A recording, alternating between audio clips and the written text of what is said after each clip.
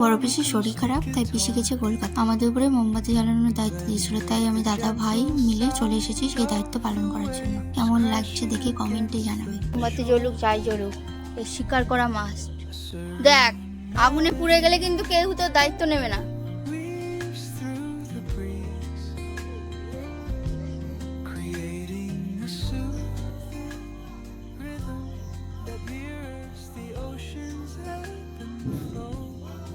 যেমন সবকিছু শুকে শুকে দেখা স্বভাবর, তেমন আগুনটা শুকতে গিয়ে নাকের ছেঁকাটাও ঠিক মতো খেয়েছে। পিসির বাড়িতে মোমবাতি জ্বালানো হয়ে গেছে, এখন চলে আসলাম বাড়িতে মোমবাতি জ্বালানো।